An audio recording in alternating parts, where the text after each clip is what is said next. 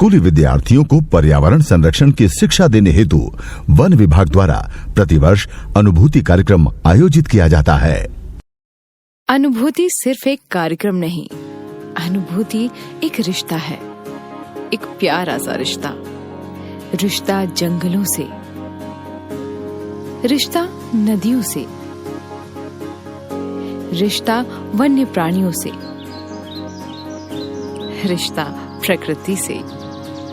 प्रकृति जीवन के हर रंग को खुद में समेटे हुए है और जब ये नन्हे कदम प्रकृति के रंगों के करीब पहुंचे तो ये रंग छिटक कर उनकी कलाओं में उभर आए और ये बच्चे प्रकृति के रंग में सराबोर हो उठे। अनुभूति कार्यक्रम प्रतिवर्ष 15 दिसंबर से 15 जनवरी की अवधि में परिक्षेत्र स्तर पर आयोजित किया जाता है।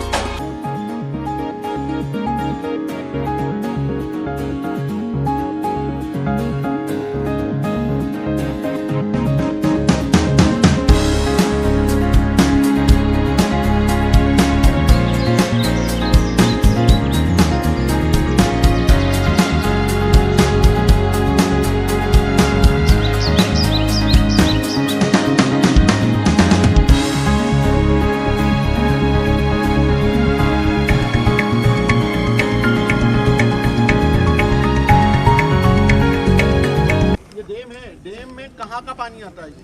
नदियों का। कौन सी नदियों का पानी आता है? कौन सी नदियों? ना से बताओ ना। नदियों का और पहाड़। नदियों का, पहाड़ों का। कौन सी नदी है ये? जोर से बोलिए। खम्बाड़ा। खम्बाड़ा खम्बाड़ा खम्बाड़ा खम्बाड़ा नदी का ये डैम किस नदी का बना हुआ है? खम्बाड़ा, ठीक है ना। ये खम्बाड़ा नदी में कुछ नाले मिलते होंगे ना? नाले भी मिलते होंगे उसमें। और वो नालों का पानी खम्बाड़ा नदी में आता होगा। बहुत सारे छोटे छोटे नाले होते हैं, है ना। नालों के अलावा बहुत सारे खेत और जंगल भी होंगे उसमें।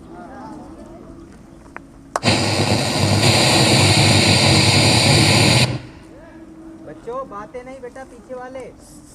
नदी में जहाँ जो पानी आ रहा है, नदी को बांधा है अपन ने, तो नदी का पानी आ रहा है, उसमें जो नाले जुड़ते हैं उनका पानी आ रहा है, ठीक है ना। और किसका पानी आ रहा है? जो उसके आजू बाजू पहाड़ है, खेत हैं, उनका भी पानी, ठीक है ना। ये पानी अब इसके आसपास देखिए आप, कितना अच्छा है। ये सब आजू बाजू जंगल लगा हुआ है, उधर भी जंगल है ना। तो इसके कारण जो है ये जो डैम है ना, इसका जीवन इस डैम का जीवन बड़ा है, लंबा है। क्यों लंबा है? कि आजू बाजू इसके पेड़ पौधे लगे हैं। मैं ऐसा क्यों बोल रहा हूँ, बताए कोई? बताए कोई? मैं ऐसा क्यों बोल रहा हूँ कि इसके आजू बाजू देखिए आप, कितने पेड़ पौधे लगे हुए हैं और ये डैम है, इसका जीवन लंबा है, लॉन्ग लाइफ वाला ये डैम है। मतलब पानी इसमें बहुत दिनों तक के रहेगा, ठीक है ना। तो मैं ऐसा क्यों बोल रहा हूँ भाई, बताइए।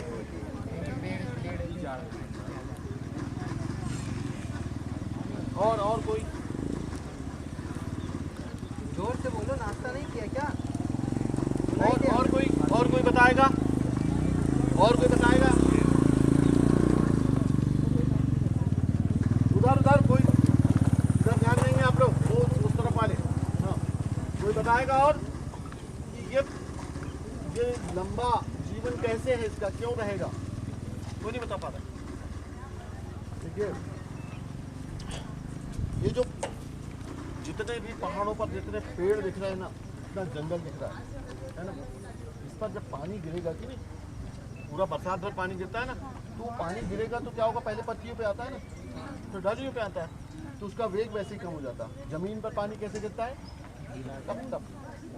टपकता है ना, और वो कहाँ जाता है? जमीन। वो मिट्टी नहीं बहाता। मान लीजिए इसमें पेड़ पौधे नहीं रहते, तब क्या होता कि पानी सीधा बह के आता और साथ में जमीन को भी बहा के लेके आता। तो जमीन को बहा के लेके आता तो क्या होता, इसमें बहुत सारी जो कापो मिट्टी या सिल्ट बोलते हैं जिसको, वो ज़्यादा तेज गति से बढ़ती, और जैसे जब ये भर जाता तो इसमें पानी थोड़ा था, इसकी लाइफ खत्म हो जाती, तो इसका जीवन समाप्त हो जाता, ठीक है ना। तो अब इससे क्या फायदे हैं, जीवन इसका ज़्यादा रहे, इस जलाशय का क्या फायदे, जल्दी बोलो भाई। जो भी ज़्यादा आपको दिनों तक के पता पानी का हम उपयोग करेंगे, हमारे पीने के पानी के लिए या खेती में सिंचाई के लिए ज़्यादा दिनों तक के पानी उपलब्ध रहेगा, है ना। और डैम बनाने में जो पैसा खर्च हुआ है वो उसका सदुपयोग होगा, ठीक है ना। तो अब एक बात बताइए, इसमें जहाँ जहाँ का पानी आ रहा है, जिन जिन नालों का, कोई बताएगा जल ग्रहण क्षेत्र किसको कहते हैं? जल ग्रहण क्षेत्र या कैचमेंट एरिया, ये इसका भी कैचमेंट एरिया है। कैचमेंट एरिया किसे किसे कहा जाता है? कठिन लग रहा है शब्द, है ना आप लोगों के लिए? हाँ हाँ बोलो ना, हाँ हाँ बोलो। जल भराव, जल भराव बोलो। हाँ हाँ हाँ हाँ बोलो। कठिन शब्द है ना, तो हाँ बोल दिया करो। हाँ कठिन शब्द है। कैचमेंट एरिया और जल ग्रहण क्षेत्र दोनों जो है ये कठिन शब्द है। ये जो जल भराव है ना, इसको बोलते हैं सबमर्जन। क्या सब जो हाँ सबमर्जिंग एरिया, मतलब जो डूब क्षेत्र, ये डूब जहाँ जहाँ ये डूबा हुआ है ना, पानी दिख रहा है कि नहीं, ये उसका क्या हुआ, जल भराव क्षेत्र, सबमर्जिंग एरिया, है ना। अब दोनों बात होगी। अब आ रहे हैं अपन कहाँ, जल ग्रहण क्षेत्र की बात कर रहे हैं। बहुत आसान है जल ग्रहण क्षेत्र, और इसको याद भी रखना बहुत जरूरी है। जल ग्रहण क्षेत्र बहुत ही सरल भाषा में मैं आपको बता रहा हूँ कि इस नदी में, हमारा नदी जो है ना, इस नदी में जहाँ जहाँ का जिन जिन नालों का पानी आएगा, जिन जिन नालों का पानी आता है, पहाड़ों का पानी आता है, खेतों का पानी आता है, वो सारा का सारा जो है क्षेत्र जो है क्या कहलाएगा, जल भराव जल ग्रहण क्षेत्र।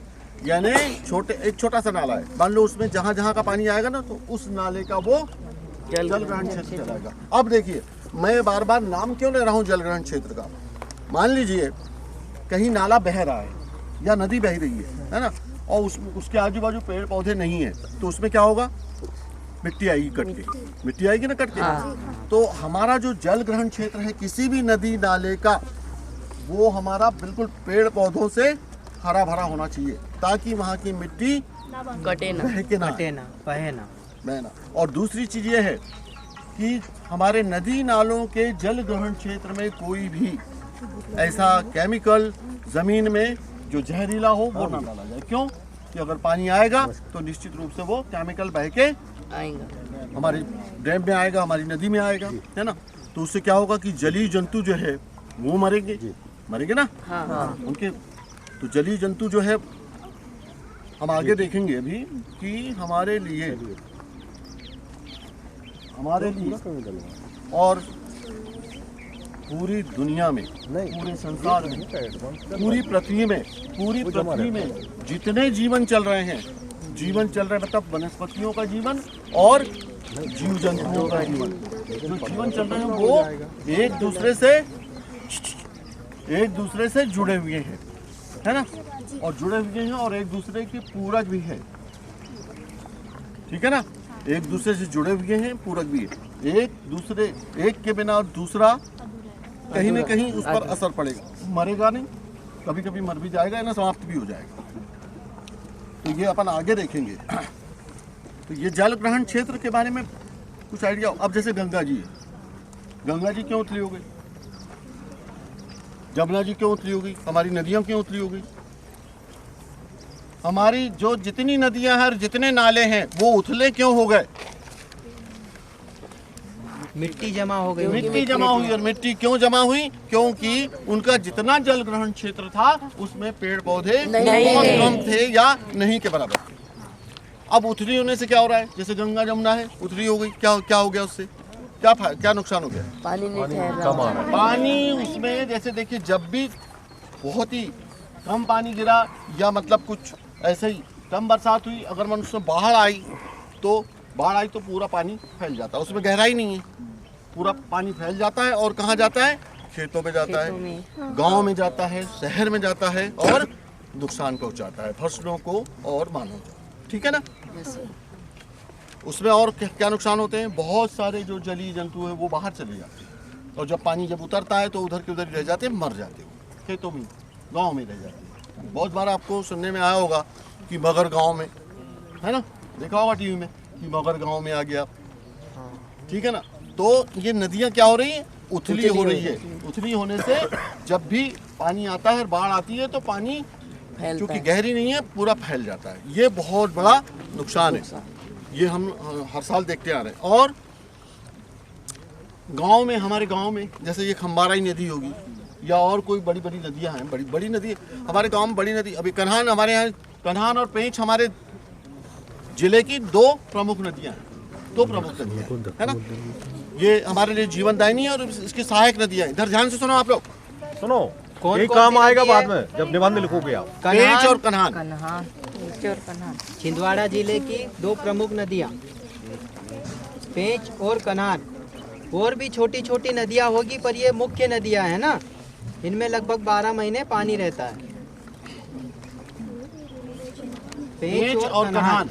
पेंच नदी निकली है आपके मुत्तौर से, मुत्तौर जामई तहसील मुत्तौर गांव से। अभी जो भी बताया उसको नोट करें, क्विज होगी तो इसी से प्रश्न पूछे जाएंगे और आपको इनाम जामई दिया जाएगा। तहसील मुत्तौर से पेंच नदी निकली है। जामई तहसील मुत्तौर से पेंच नदी निकली है और कन्हान नदी जो है गोपतराई दमुआ तहसील से निकली है। नोट कर लो, गोपतराई दमुआ। गोपतराई दमुआ तहसील, कन्हान नदी का उद्गम स्थल। ये तुम्हारे कभी कोई परीक्षा में भी आती है क्वेश्चन।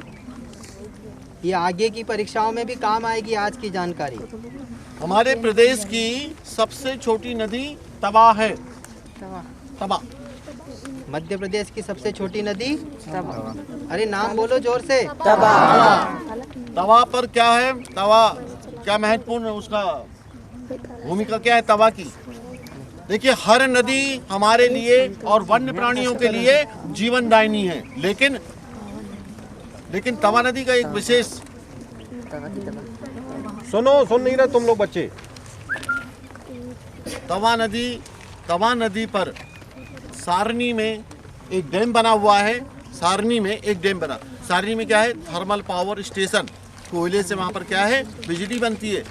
तो वहाँ पर ये डैम से पानी का उपयोग, जो बॉयलर चलते हैं ना, भाप बनती है, तो वो ये इसी पानी का उपयोग होता है। किसका? तवा नदी के पानी का, जो डैम बना हुआ है। जहाँ कोयले से बिजली बनती है उस प्लांट को क्या बोलते हैं? Thermal power plant. Thermal power. ठीक है। और जहाँ पानी से बिजली बनती है उसको क्या बोलते हैं? Hydel power plant. ठीक है, हाइडल पावर प्लांट।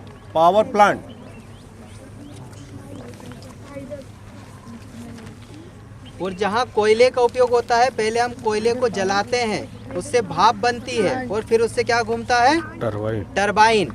ठीक है। और जहाँ पानी से बिजली बनती है वहाँ पानी क्या करता है?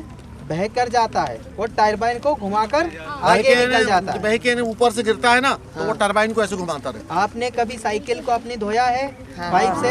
हम पहिए पर या उसके पेडल पर पानी की धार मारते तो ऐसे घूमने लगता है कि नहीं? बस वो आपका टरबाइन है। अभी आपको क्या बताया?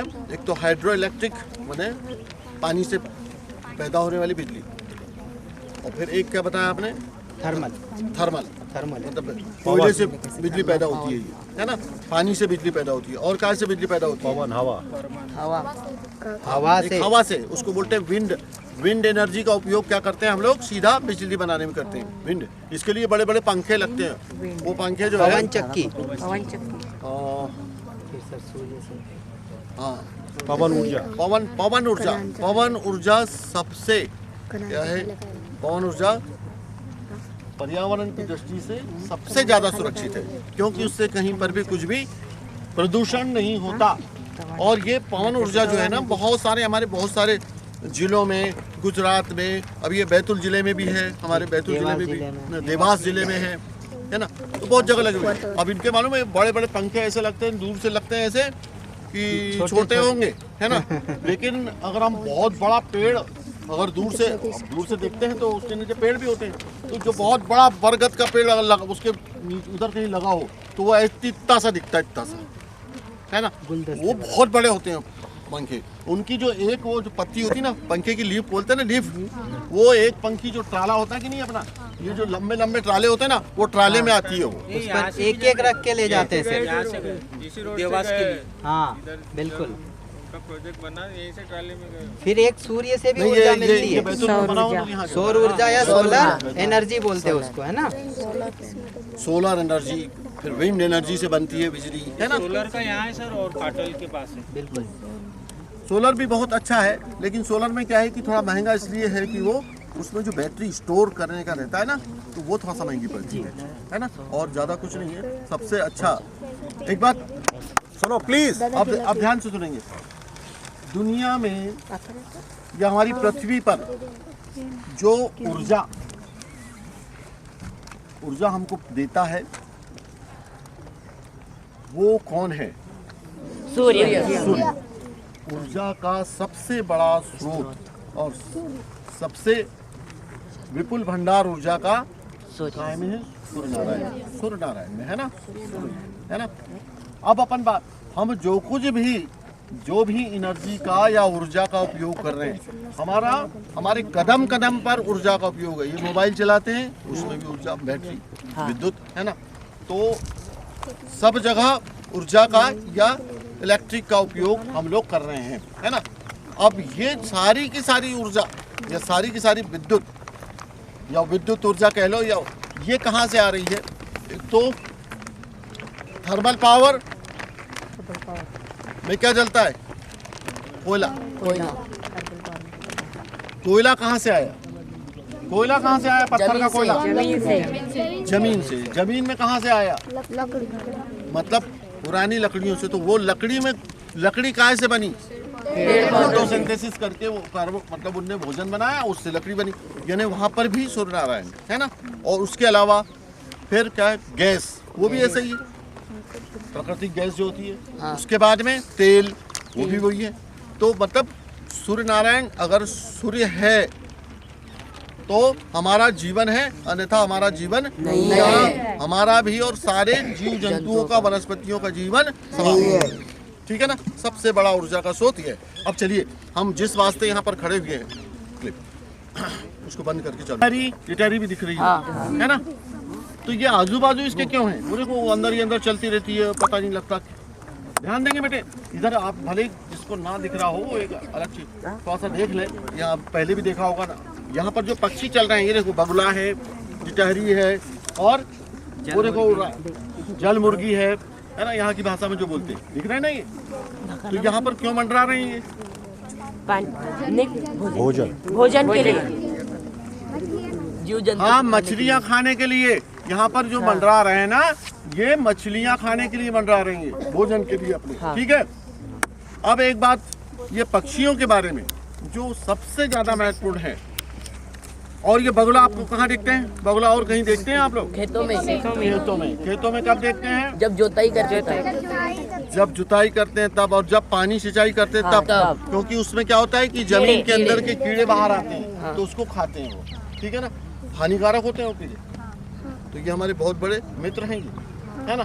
अच्छा, अब और कहाँ दिखते हैं? जब गाय या भैंसें चरती है कि नहीं, तो वो उधर नीचे बैठे रहते हैं। तो जैसे जैसे वो चरती जाती है और मुंह उनका पड़ता है घास पे, तो वहाँ से कीड़े उड़ते हैं, छोटे छोटे मच्छर, छोटे कीड़े, टिड्डा, वो उनको खाते हैं। वो इस पे पीठ पे बैठ के नहीं खाते वो, है ना, याद रखना आप। उसके साथ साथ चलते हैं वो, जैसे जैसे मवेशी आगे चलती है ना चरने वाली, उसके साथ साथ चलते हैं। उसके अलावा फिर क्या होता है? जैसे भैंस है, गाय है, इनके ऊपर बहुत सारे पक्षी बैठा करते हैं। उनको बड़ा मजा आता है, थोड़ी सी ऐसी करेगी गाय, ऐसी भैंस भी ऐसी करेगी, और लेकिन अपने को लगता है नहीं यार, इनको कुछ, ये बैठे हैं तो इसका ये आनंद ले रहे हैं, है ना। तो वो आनंद क्या है उनका? उसके ऊपर जो गोचड़ी होती है वो खाते हैं वो, है ना। वो निकाल खाते, तो उनको तो परेशानी होती जहाँ गोचड़ी है, और वो निकाल नहीं सकती, उनके पास हाथ नहीं है ना, इनके पास, के पास, गाय के पास, तो वो निकाल लेती है ना। तो उस दृष्टि से भी ये किसके मवेशी के मित्र हुए, सुनो सुनो सुनो। उस दृष्टि से भी ये मवेशी के मित्र हुए और हमारे भी मित्र हैं, ठीक है ना। चलिए यहाँ की बात छोड़ो आप, बेटे इधर पक्षी जो हमारे बहुत सारे दिखाई देते हैं, ये हमारे लिए फायदेमंद है। मैं अभी आपको फिर बार बार दोहराऊंगा कि हर जीव एक दूसरे का पूरक है, एक के बिना दूसरा या तो नहीं है, अधूरा, बिल्कुल सही, अधूरा है या नहीं है। नहीं है। तो कीट जो है, कीट का क्या फायदा है, कीट क्या करते हैं हमारे लिए, कीट क्या करते हैं बताएं।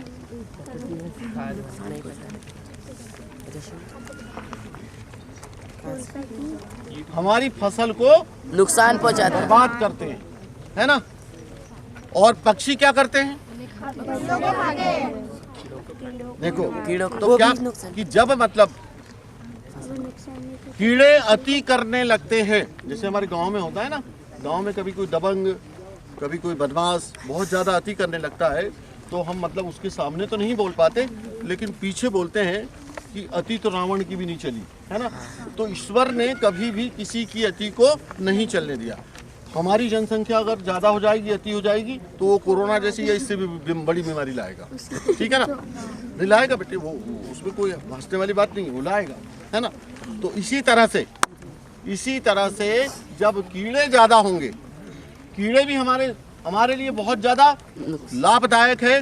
और देखिए कीड़े जो है ना, अगर कीड़े नहीं रहेंगे, कीट बोलते हैं जिसको, कीट अगर नहीं रहेंगे तो हम भी नहीं रहेंगे। कीट अगर नहीं रहेंगे ना तो हम भी नहीं रहेंगे। लेकिन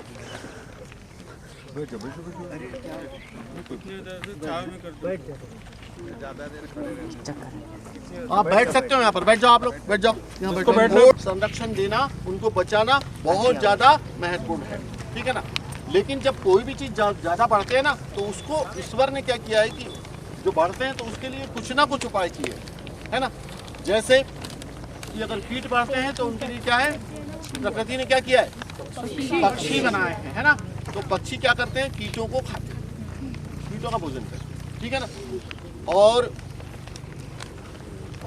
उसके बाद में देखिए, मुख्य रूप से पक्षी का रोल तो यही है कि कीटों को कम।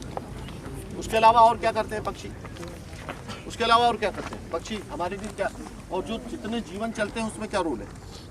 कीटों को कम करना मामूली चीज नहीं है पूरी दुनिया में, मतलब जो है कीट ही ऐसे हैं जो पक्षी ही ऐसे हैं जो कीटों को कम करते हैं, है ना। उसके अलावा हम क्या करते हैं, कीटों को कम करने के लिए अप्राकृतिक कृत्य करते हैं। क्या, उसमें कीटनाशक डालते हैं। तो कीटनाशक जो डालते हैं ना, कीटनाशक कितना टॉक्सिक होता है, कितना जहरीला होता है, जो साग सब्जी में, हमारे अनाज में, इसमें अगर डलता है वो, तो निश्चित रूप से हमारे पेट में कुछ ना कुछ मात्रा में वो जाता है। तो वो जहरीला होता है, उससे क्या होता है कि हमारी इम्यूनिटी लगातार घटते जाती है ना, निरंतर घटती है और शांत। उसके अलावा हमारी इम्यूनिटी और काय से घटती है, प्रदूषित हवा से। यहाँ पर प्रदूषित हवा नहीं है क्योंकि यहाँ पर इतने ज़्यादा पेड़ हैं, ये शुद्ध हवा है। लेकिन मुंबई में और दिल्ली में और बड़े बड़े शहरों में बहुत ज़्यादा प्रदूषित हवा है। तो प्रदूषित हवा लेते हैं, उससे भी हमारी इम्यूनिटी बहुत ज़्यादा घटती है। प्रदूषित हवा हम लेते हैं, उससे भी बहुत ज़्यादा घटती है। फिर उसके बाद में बड़े बड़े हमारे यहाँ पर हम लोग शुद्ध पानी पीते हैं। पानी हमारा बहुत कुछ शुद्ध होता है, लेकिन बड़े बड़े शहरों में ऐसा नहीं होता। दिल्ली में सुनने में आता है कभी कि उसमें नाली का पानी जा रहा है, या बहुत ज़्यादा दूसरे शहरों में भी पता लगता है, मालूम होता है हमको, समाचार जो सुनते हैं हम कि गटर का पानी मिल गया उसमें। तो वहाँ पर क्या है कि पानी भी अशुद्ध रहता है, पानी अशुद्ध, पानी दूषित, हवा दूषित और साग सब्जी भोजन दूषित। तो हमारी इम्यूनिटी लगातार शहरों में तो बहुत ज़्यादा घटते चल जाएगी, कमज़ोर होगी, ठीक है ना। तो कमज़ोर हमारी जैसे जैसे हमारी होगी, तो हमारी जो जीवन शैली है उस पर बहुत बुरा असर पड़ेगा और बहुत सारी संक्रामक बीमारियां फैलेगी, ठीक है ना। जितनी इम्यूनिटी हमारी कम होगी उतनी बहुत संक्रामक बीमारियां, संक्रामक किसको कहते हैं? एक से दूसरे को लगता एक से दूसरे को लगने वाली बीमारियां, ठीक है ना। तो पक्षी जो है, अब अपन बात कर रहे थे कहाँ? पक्षी की पक्षी की, है ना, और कीट की बात कर रहे हैं। पक्षी का मैंने आपको बताया कि पक्षी में अब अटक गए थे कहाँ आके हम लोग, कि पक्षी का एक फायदा तो क्या है कि कीटों को वो खाते हैं। दूसरा फायदा क्या है? बहुत सारे बीज ऐसे होते हैं जो उनके पेट में जाते हैं और विष्ठा से निकलते हैं, तभी वो विष्ठा से बाहर होते हैं, जहाँ गिरते हैं वहाँ उगते हैं। कहीं कहीं मतलब कभी कभी तो ऐसा भी होता है कि अगर मान लो कुछ बीज, अब नीम के बीज हम तोड़ के या जब पकते हैं वो गिरते हैं तो हम कहीं बो देते तो वो उग जाते हैं। लेकिन कुछ ऐसे बीज हैं जो उनके पेट में जाते हैं तो पेट में क्या होता है कि वो ट्रीटमेंट हो जाता है, उनका ट्रीटमेंट होता है, और ट्रीटमेंट होने के बाद जब वो जमीन पे विष्ठा के साथ गिरते हैं तो वहाँ उगते हैं। अन्यथा अगर वो पेट में नहीं जाएंगे तो उगेंगे। पीपल का, बरगद का देखा होगा आपने, ठीक है ना। तो कितनी बड़ी बात हो गई, ये बीज को फैलाने में मदद करते हैं और बीज को उगाने में भी मदद करते हैं, है ना, फैलाने में भी। और बहुत सारे नीम, जो ये नीम के पेड़ हमको कहीं कहीं, ये जैसे लेंटाना दिख रहा है ना, इनके रोड के किनारे ये लेंटाना, झाड़ियाँ वगैरह हुई तो इसके अंदर दिखाई देते। तो वहाँ जाके हमने रोपा थोड़ी, उसको लगाया थोड़ी, वहाँ पर पक्षियों ने गिराया, उससे उग गए। तो ये मदद करते हैं। पक्षियों के बिना भी हमारा जीवन असंभव है, दूसरा, है ना। दूसरे कीट भी कम हो रहे हैं और पक्षी भी कम हो रहे हैं। क्या कारण है? कीट भी कम हो रहे हैं, पक्षी भी कम हो रहे हैं। पॉल्यूशन बढ़ रहा, पॉल्यूशन बढ़ रहा है। वो बहुत बताओ, कारण बताओ। कीटनाशक का उपयोग, और बहुत सारे जो हमारे टावर खड़े हैं, रेडिएशन, इसका भी बहुत महत्वपूर्ण रोल है। बहुत सारे पक्षी इसमें बहुत ज़्यादा मारे जा रहे हैं इसमें, है ना। और कीटनाशक का उपयोग सबसे ज़्यादा खतरनाक है, ठीक है ना। तो कीटनाशक के कारण जो है हमारे पक्षी और कीट मरते जा रहे हैं, ठीक।